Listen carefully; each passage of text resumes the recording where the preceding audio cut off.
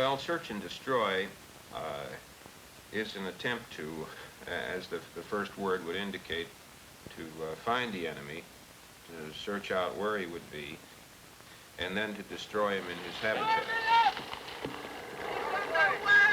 Okay! West of the stream and east of the road. Roger.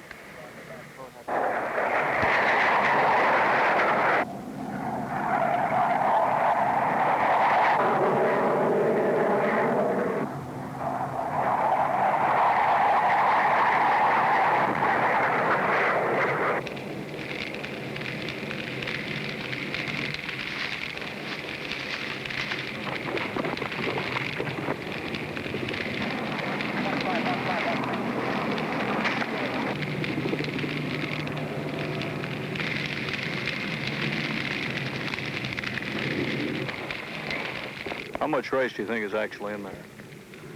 Oh, geez, I don't know, about 20 tons, 10 tons. How far back does it go? It's about 30 by 15. Anyways, about 12 feet deep. Come on, little man. How do you destroy this much rice? Yeah, the demo man usually blows it up. You're going to blow it up, are you? If they can't get it out, they'll blow it up. It's unmilled rice.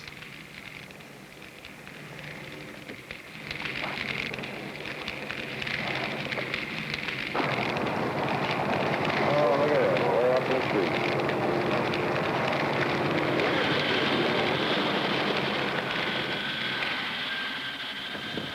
Here's all the detachment consists of. 2 double-rotor Chinook helicopters. The Chinooks usually are cargo or troop carriers, but not these. They're gunships.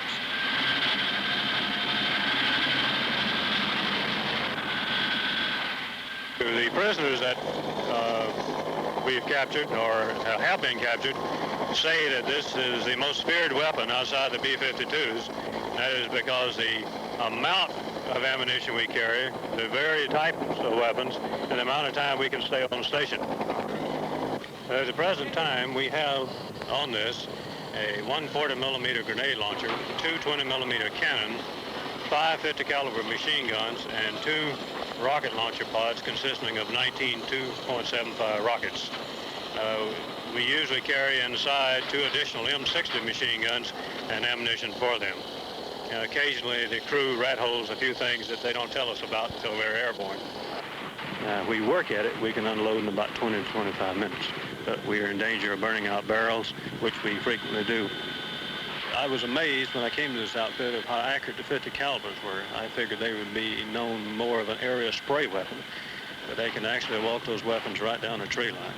Now, the 20 millimeter is, of course, very, very accurate and has quite a range. We can start firing with this machine 4,000 meters away, which is considerable distance. The one I fly is known as birth control.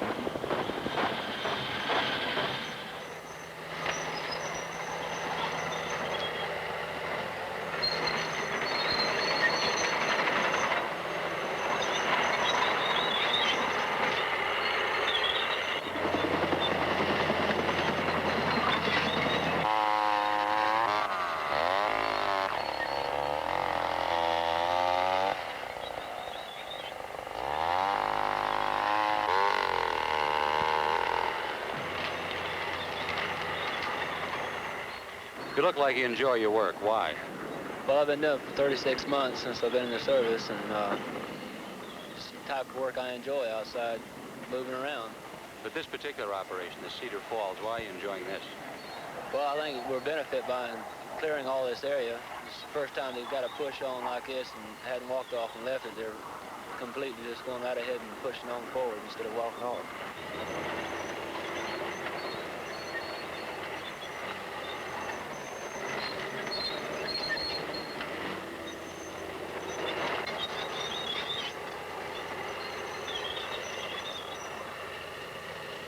Where'd you find these people? They live right in this area here in the village of Dong Lien, between here and the railroad out to the west. Why'd you bring them in here? We've had so much trouble when we moved through this area. There's been a lot of civilians killed as a result of this, and as we made our pass through here, we picked these people up and moved them with us into here so that we could make a careful sweep and probe each and every hut looking for tunnels and caves. possible VC hiding places. You know, we found a few caves and blew them, picked up some weapons, killed a few VC.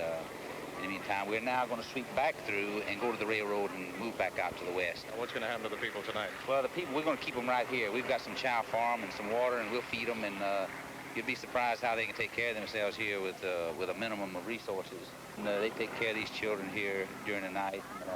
They huddle real close together, and they'll keep warm. Now, how long are you going to hold on to these people? Well, around noon tomorrow as we move back out to the west, and then these people be released to go back to their own huts to cultivate their rice or harvest their rice and continue their normal activity. Now, you got some VC suspects out of this group, didn't you? Yes, we just heli-lifted 5 suspects out of here back to the battalion rear CP to be further interrogated. How did you select them? These Chu Hoi people and Vietnamese interpreters that we have with us, they've been in this area too. They know these people, and from talking to them, they get some ideas. Maybe these people know a little more than they're telling. We take them back to get a little higher echelon of interrogation down at Hoi An or Dien Bon. Some of these people come back to us even, and we'll put them with our companies to sweep these riverbanks. It's hard to know just who a VC is unless he's carrying a weapon or a cartridge belt or some grenades or something. A person just walking along, you don't know if he's a VC or not. Might be in this crowd. But then some of these people that have operated with a VC, and if they defect and come over, and we can use these people as scouts, and they go along the riverbanks with us, and they look just like anybody else. But when they have a weapon, then they're free game.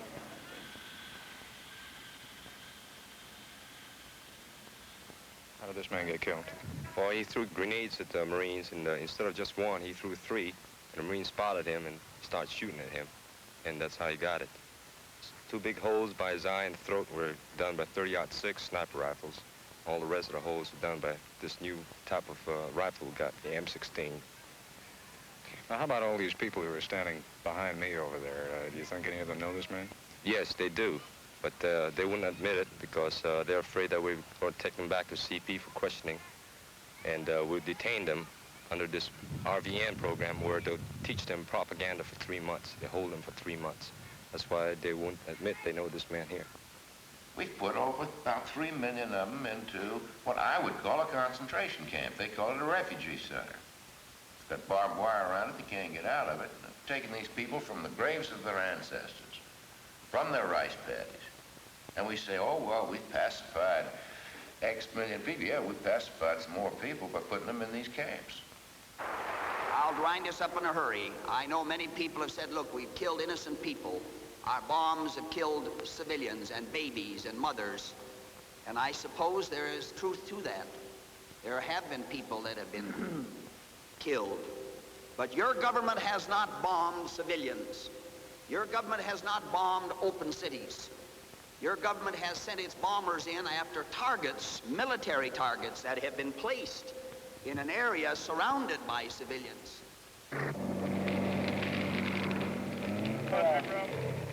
And the unfortunate thing is that the enemy is quite frequently located in areas that have people who are not part of the military structure in an immediate sense. They may be sympathizers. They may be supporting through their efforts, their work, and the like. But what occurs when you engage in a search and destroy is the destruction, the needless destruction of innocent civilians. Now, you might say that they're all part of the entire communist apparatus. But the feature is that if we are going to prevent this war from degenerating into a genocidal activity, then our attempt would be to rehabilitate or to wean those folks away from the communists rather than to destroy them. This is what search and destroy becomes in a very practical sense.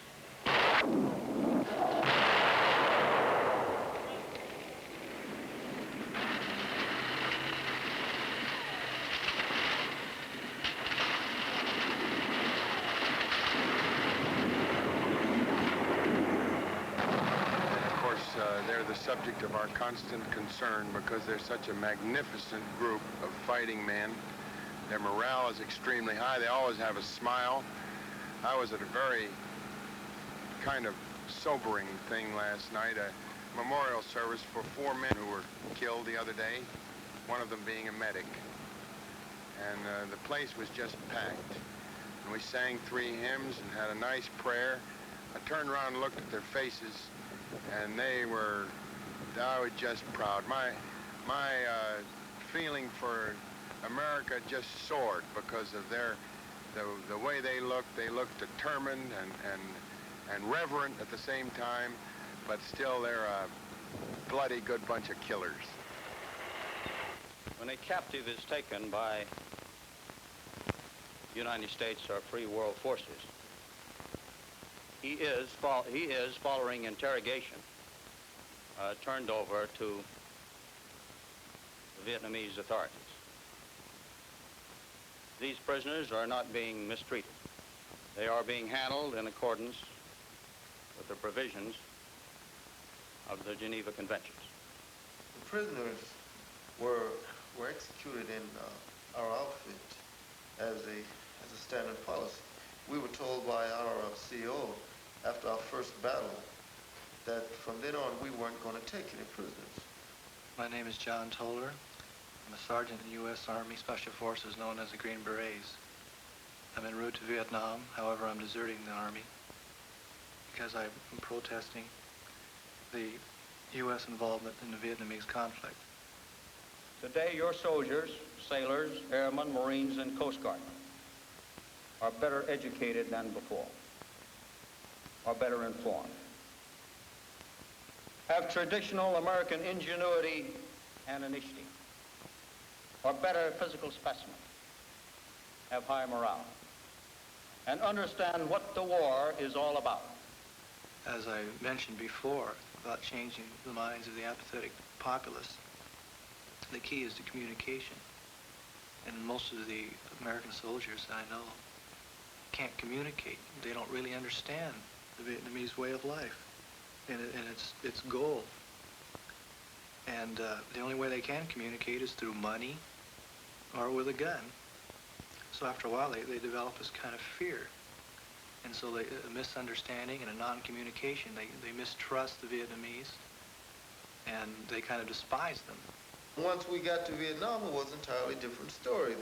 The officers started referring to the Vietnamese as gooks. They even went so far as to say that the only good gook is a dead gook. They said you can't trust them, you can't trust any of these slant-eyed bastards because none of them are no good.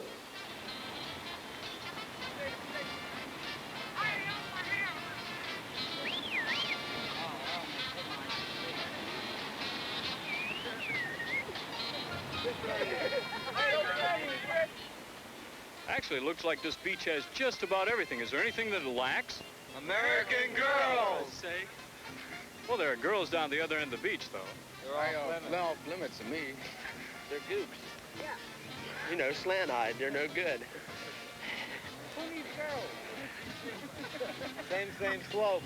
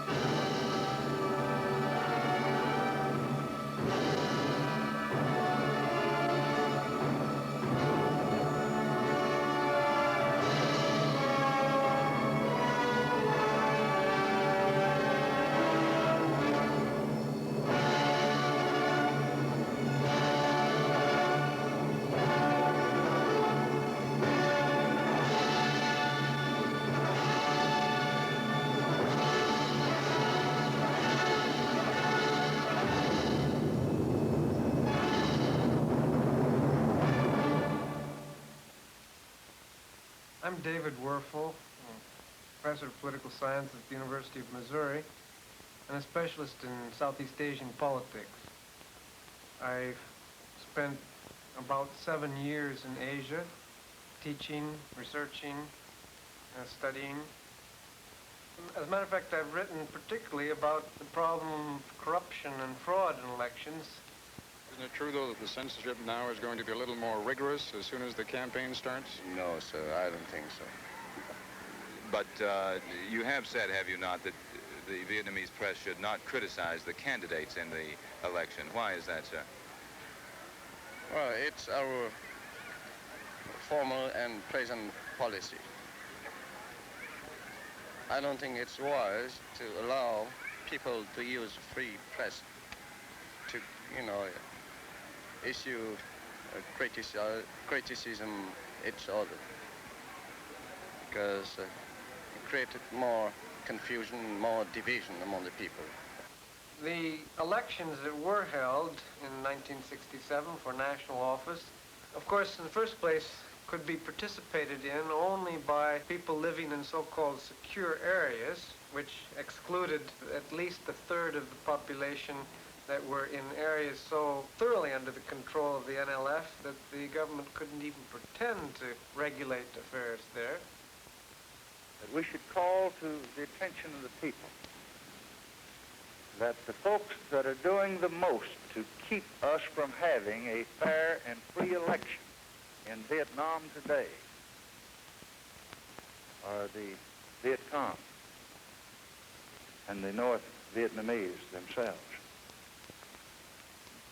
Now, this is not to say that the campaign or the election in the South will go off without blemish.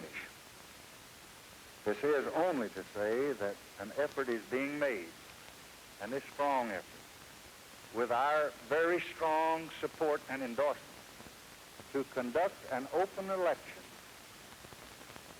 in a nation that's under fire from guerrillas and from terrorists and from aggressors and from invaders. And so President Johnson, being true to the origin of the elections in the first place, was very much concerned about how the American people would interpret these elections, and he saw that it was necessary to appoint an official observer team. But of course, most of the people had never been in Asia before.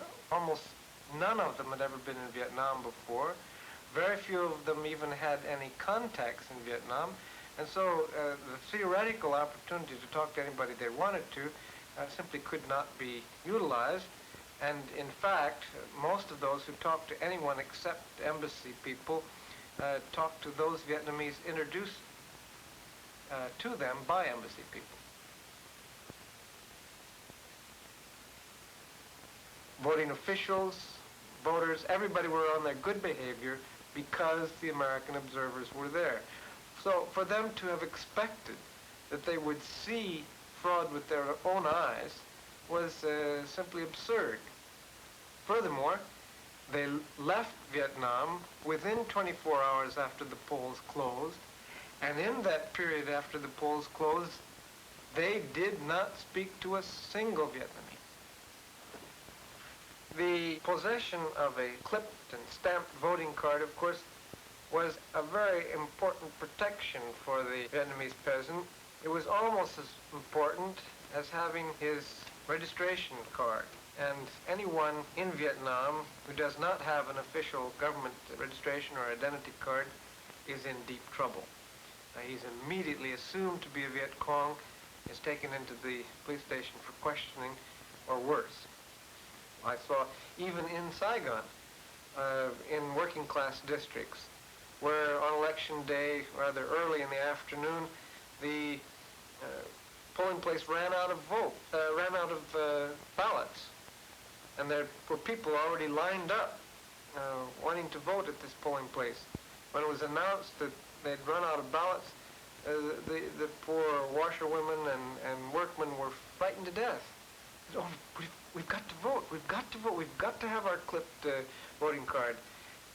So, in balance, we had a government elected with little more than a third of the vote, hailed by the United States Johnson administration as being a popular and legitimate government.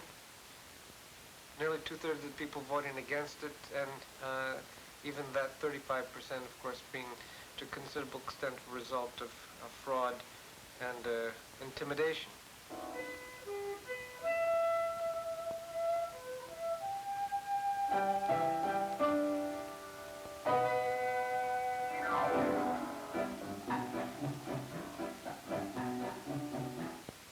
Ai hát ngoài kia như mật vào tai, ai hát ngoài kia nghe ngọt ngào thấy.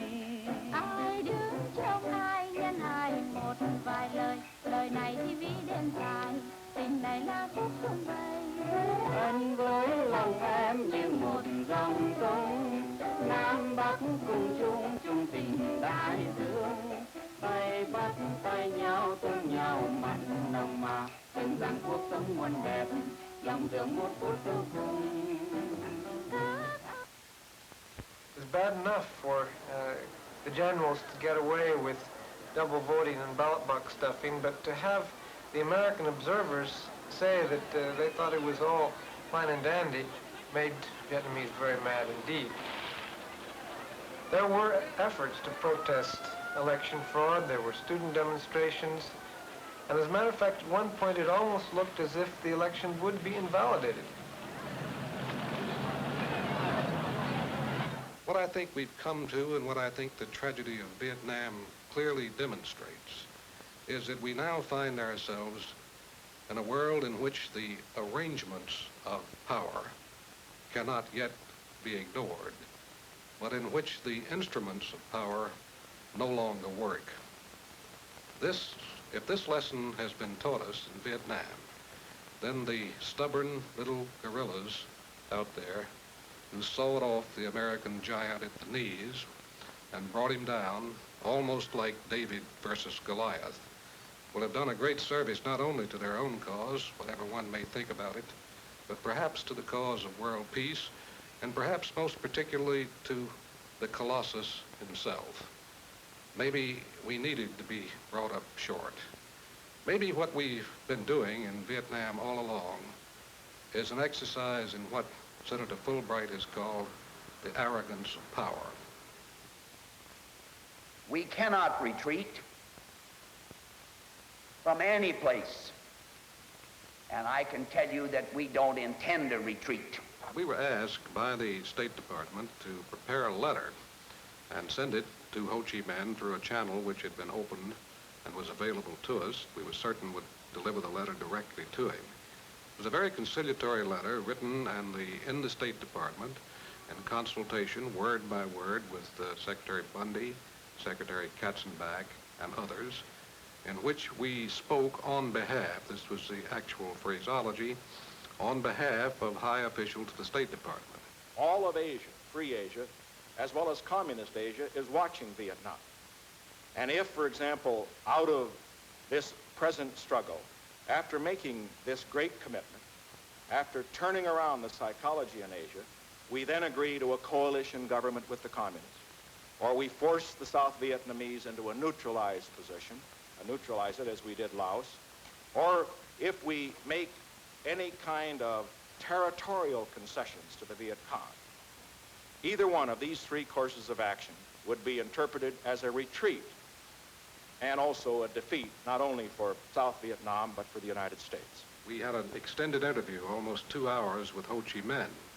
It was perfectly clear in the course of that interview that Ho Chi Minh was delivering to us certain information he expected us to deliver back to the State Department. And on the side of Ho Chi Minh, understand that first of all, he will bring to the negotiation the prestige of an unparalleled life of devotion to his country. In the history of this century, he will be the great patriot. And be careful with him. Don't forget that he is a Marxist. And don't expect him to turn a traitor to the ideal of his life. He was unyielding on the point that the bombing had to halt before his negotiators would enter into any kind of substantive discussions. But I think he was trying to make the point, making it repeatedly, that after that the agenda was open. Now there may be those who say, well, obviously, and you haven't offered them enough. Well, it's true that we haven't offered them South Vietnam. And it is true that we've not agreed to assure them that we will stop the bombing on a permanent and unconditional basis. We discovered sometime later, when the correspondence was made public by Hanoi, that 4 days before our letter could arrive in Hanoi, a letter arrived there sent over President Johnson's signature, which was a very hard-line letter indeed, which restated all the previous conditions regarding cessation of the bombing and even added some new ones, and which was, in our judgment, intended to do what it did do, which was to break off any possibility of negotiation at that time.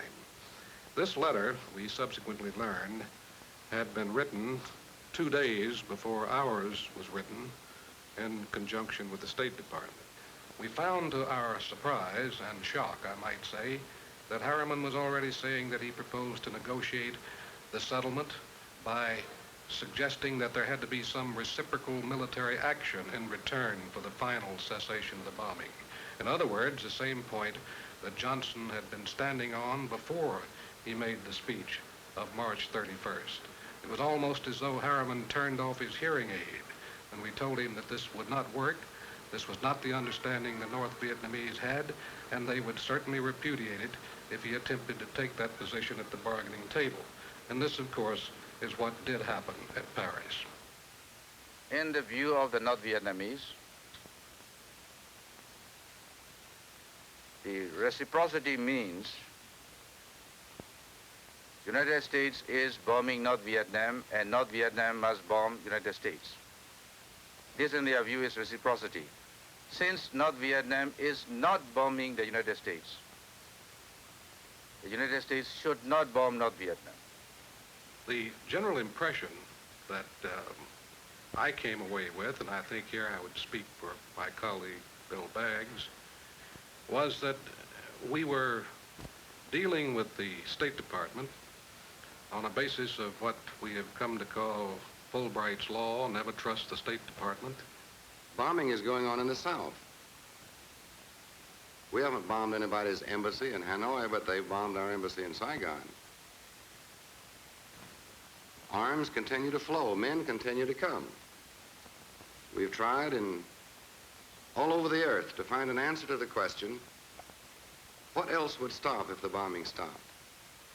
The niceties of the argument about whether there are 2 Vietnams or 1 Vietnam seem quite inconsequential when you're talking to Ho Chi Minh. It would seem incredible that this man does not speak for most of the Vietnamese, not all, but most.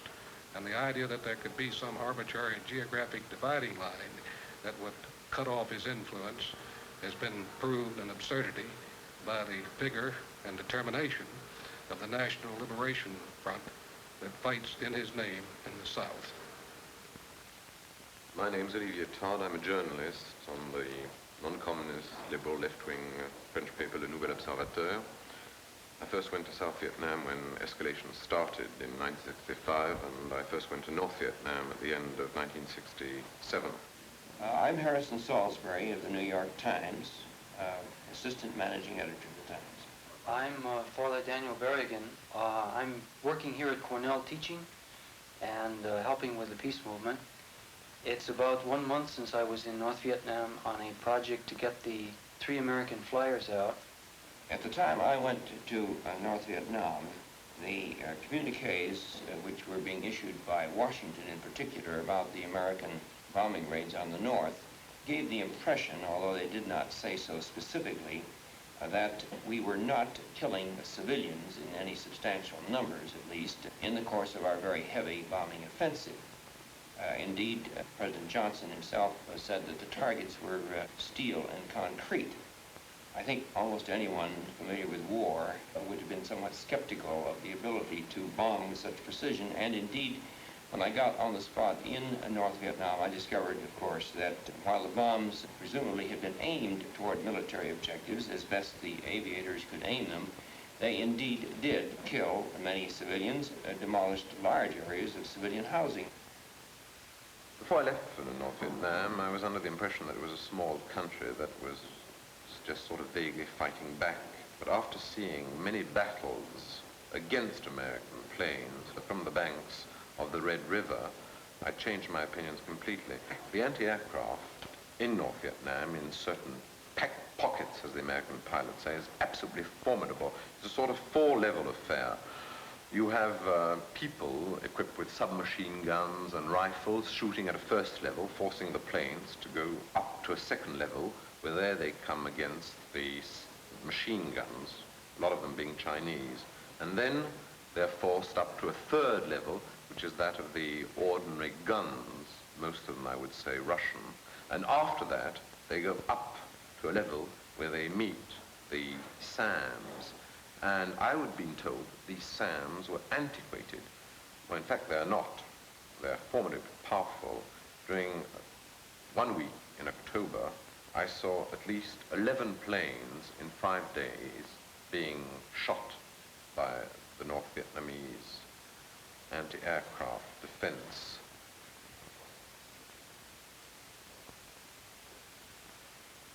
When you walk about the streets of Hanoi, you are struck by the fact that you constantly see civilians going about in trucks with guns in their arms, or even walking down the streets with guns strapped to their back. It's unusual to see so many people with guns in their hands, and it's most unusual to see this in a communist country. One evening, on the road to Haiphong, we were bombed 300 yards from where we were, and with my interpreter, we immediately went onto the side road. I was very frightened. I was terribly frightened. But as soon as we bumped into a machine gun nest, fear disappeared. And the government has understood this, and I think this is one of the reasons why it has armed most of the population. We went into the countryside, and we saw great evidence in the cities as well that the people are generally armed. The civilian militia is very large. The women share, for instance, the burden of anti-aircraft gunfire, defense of the city. We saw large numbers of men and women on the roofs of buildings preparing in the early stages of air alarms for the bombardment itself. And they said to us quite openly on several occasions, look, one of the most practical evidences of the truth that this government speaks for us is that the government has armed us, to the point where if we wanted, we could bring the government down in a day. And they themselves know this.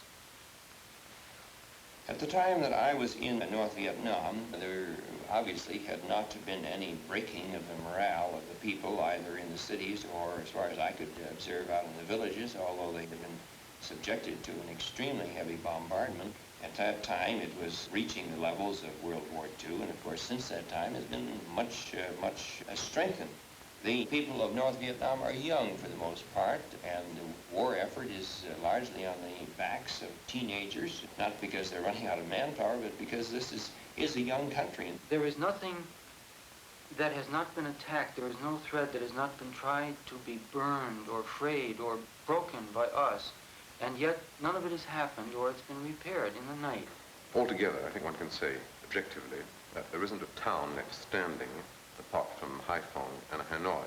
So that there are hospitals, there are schools, there is a trusted government, and there are political leaders whom they don't hesitate to call loved and admired. Which is to say the war is not working.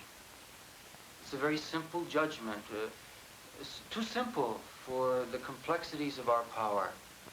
Perhaps in a deeper spiritual sense, too tough to face, because it means the end of the giant. It means the last days of Superman. It means that for those with the capacity of overkill, kill is not enough. The real thing required is to live in the real world. As Buber says, it is to be able to imagine the real world and imagine human beings. And as long as the dinosaur couldn't do it, he ended up on the museum shelf. And as long as Superman can't do it, he can raven and destroy, but he cannot give life, and he cannot even truly, as we know so bitterly, he cannot live himself. The North Vietnamese always insist that they are winning this war, that they are not simply resisting. And when I talked to Prime Minister Pham Van Dong, He said, we are not under bombing, we are facing the bombs. And at first I thought that this was mere propaganda, but seeing the North Vietnamese fighting in the country and in the towns, I think that psychologically it is true. I was most interested to find that when I got to Hanoi, the authorities put no restrictions on what I wanted to send out. Prime Minister Pham Van Dong has stressed in his talk with me the parallel between the ancient struggles of the Vietnamese people against the Chinese, the Manchus, and the Mongols, and their contemporary struggles for independence, which began, of course, under the French many years ago, were continued without interruption through World War II, then resumed again against the French, and are now being carried on against the Americans. Prime Minister Pham Van Dong turned to me at one point and said, Mr. Salisbury, how long do you want to fight? Would you like to fight for 10 years, 20, or 30? You pick the term of yours. We're ready to accommodate you. A rather bold statement, and maybe it had some bravado in it, but this is, again, in accordance with the spirit of the Vietnamese people. There's no one in that society who doesn't remember hunger in his own lifetime. And it was interesting that from the peasants to the young intellectuals, when you posed the very same question, that is to say, what has the revolution meant, first of all, to you, you would get the same answer. We now have enough to eat. As simple as that. So that when the North Vietnamese government makes it its pledge of honor that the rice bowl will be filled, this is so great a thing that we can hardly conceive of it. It just seems to be off our radar. I think, you know, for them, the question is, first of all, a very, very concrete one. That statement is literally true. And then again, it begins to move into the larger areas. The circumference of the bowl expands, and you note that the revolution has meant a passion for education, a passion for grassroots involvement in their own future, their own social structures, their own politics. And that at the other end of that power, which they are trying to move upward after so many, many years of colonial powerlessness, at the other end of that power is standing a man who also has a rice bowl in his hand and whose poverty is equivalent, whose power has not separated himself from the fate of the majority, who can move in the same cheap cotton clothing and with dignity among them, and whose power is not an inferior backroom game, or a game of marked cards under a table, or a corrupt double talk such as we've gotten so used to in the chanceries of the West. Yet there is one light of hope, and this is that throughout Vietnamese history, they had catastrophe. They had Chinese, Mongolians invasions, where whole provinces were destroyed. Well, you know, you are not the first people who destroy villages in Vietnam, unfortunately. And so they are used to that. And it's a great tradition that the village is not lost, even when it disappears from the surface of the ground, because the village is down below with the tradition, down below with the people, the ancestors who have made the country, literally. The country is handmade. There is not one square foot, I would say, a square thumb of the earth that has not been built as it is by the peasantry in the past. And this survives. And when, after 100 years, a village comes back, the descendants of the village come back to the village, they find the village, and the village starts again.